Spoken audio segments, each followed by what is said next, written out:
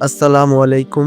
বারাকা স্টোরিজের আজকের নিবেদন উমরা সফরের গল্প এর। তবু যেতে দিতে হয়। সফরের সময়টা শেষ পর্যায়ে চলে আসলো অবশেষে। এই মুহূর্তটা যতই ঘনিয়ে আসতে লাগলো, আমার মনটা যেন ততই ছেয়ে উঠেছিল বিষাদ। বাইতুল্লাহ তাওয়াফে গেলে আনমনা হয়ে পড়ি, বিচ্ছেদের ব্যথায় কাতর হয়ে থাকে দেহমন। অপলক তাকিয়ে থাকি আল্লাহর ঘরের দিকে আর ভাবি, আর কি আমাদের দেখা হবে? হাজার আল আসওয়াদ, রুকন আল ইয়েমেনি, মুলতাজিম, হাতিম এবং মাতাফ সবখানে চোখ যায় আর মনে হয় এই সফর হতে পারে বাইতুল্লায় আমার প্রথম এবং শেষ সফর। আর কোনোদিন হয়তো আমি বাইতুল্লায় আসতে পারবো না, আর কোনোদিন হয়তো হাঁটতে পারবো না এই সাদা মার্বেল মোড়ানো পবিত্র মাতাফে। চারিদিকে এত মানুষের হল্লোড়, হাজার আল আসওয়াদকে একটা চুমু দেওয়ার জন্য, রুকন আল ইয়েমেনেকে একবার স্পর্শ করা, মুলতাজিম হাত রেখে একটু দোয়া করার। এই মুহূর্ত এবং দৃশ্যগুলো হয়তো আর কোনো দিন অবলোকন করবে না আমার চোখ। প্রতিদিন কত মানুষ তো মারা যায় এখানে। আরেকবার আসার মতো যদি আমার আর হায়াত না থাকে, যদি আর আগের মতো চুকোতে হয় জীবনের পাট।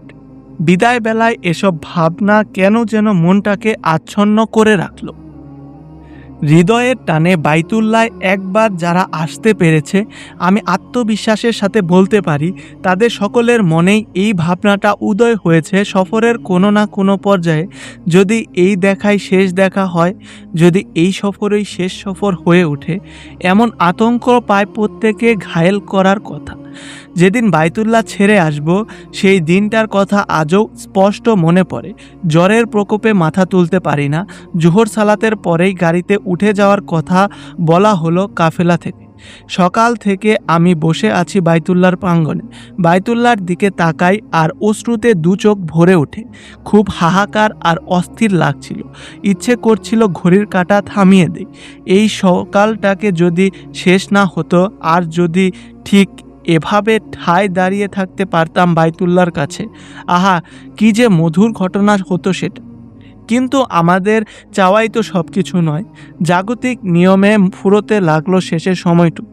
ঠিক ঠিক শব্দে বেজে যেতে লাগলো ঘড়ির কাঁটা অবিশ্রান্ত। লোকের লোকারণ্য এই প্রাঙ্গণে, ভীষণ রোদের মাঝে গা পুড়ে যাওয়া জ্বর আর অসহ্য মাথা ব্যথা সহ দাঁড়িয়ে দাঁড়িয়ে আমি কাঁদছি এক ভীষণ প্রেম আর প্রণয় বিচ্ছেদের যাতনা। আমি কাঁদছি আল্লাহর রাসূলের স্মৃতিধন্য এক বাইতুল্লাহকে ছেড়ে যাওয়ার যন্ত্রণায়। মক্কা শহরের এই ছোট্ট উপত্যকায়, যেখানে একদিন ইব্রাহিম আলাইহিওয়াসাল্লাম আর ইসমাইল আলাইহিওয়াসাল্লামের হাত ধরে নির্মিত হয়েছিল এক পবিত্র ইবাদত গৃহ, মাতা হাজরা আলাইহিওয়াসাল্লামের ত্যাগ আর সংগ্রামের স্মৃতিচিহ্ন বহন করে চলেছে যে সাফা মারওয়া আর জমজমের কূপ, সে ভূমিতে মিলেমিশে আছে, একাকার হয়ে আছে আল্লাহর রাসূলের শৈশব, কৈশোর আর যৌবনের উদ্দীপ্ত সময়গুলো, যেখানে থেকে প্রথম উচ্চারিত হয়েছিল তাওহীদের ডাক। এই এক সুবিশাল স্মৃতির সমুদ্র পিছনে রেখে আমাকে চলে যেতে হবে, ফিরতে হবে রোজকার জীবনে। আহা কি করুণ যে বিরগ ব্যথা। জোহর সালাত আদায় করে বাবুস সালামের নিকট গিয়ে দাঁড়ালাম। সকাল থেকে অনেকবার আসা হয়েছে এই জায়গাটা থেকে বাইতুল্লাহর একটা অংশ স্পষ্ট দেখা যায় বলেই এখানে বারবার আসা। ইহরাম পরা ব্যতীত মাথাপে কাউকে ঢুকতে দেওয়া হয় না, তাই বাইরে থেকেই শেষ দেখাটুকু দেখে যাওয়ার চেষ্টা। গভীর দুঃখবোধ আর বিষণ্ণতায় পাহাড় বুকে নিয়ে বাইতুল্লাহর দিকে তাকিয়ে আছি। চোখে বেয়ে অঝোর ধারায় নেমে আসছে কান্নার প্লাবন। আমার হৃদয় জুড়ে তখন শুধু একটা আবদার আর আকাঙ্ক্ষার প্রতিধ্বনি, ইয়া রব, এই সফরকে বাইতুল্লায় আমার শেষ সফর বানাবেন না। বাইতুল্লায় আমি হাজার হাজার বার আসতে চাই, নবীর দেশে কাটিয়ে দিতে চাই একটা জীবন।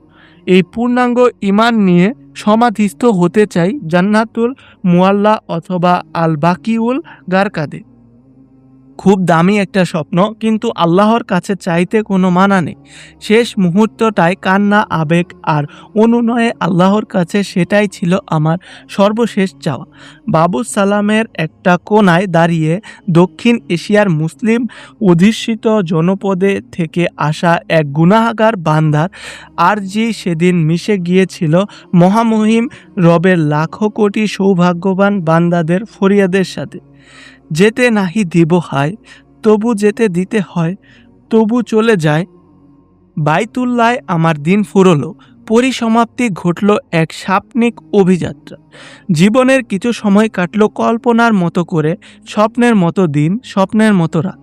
কত দিন লাগবে স্বপ্নের এই ঘোর থেকে বের হতে বলতে পারি না, বা আদৌ পারবো তো? ভুলে যাওয়া কি এতই সহজ?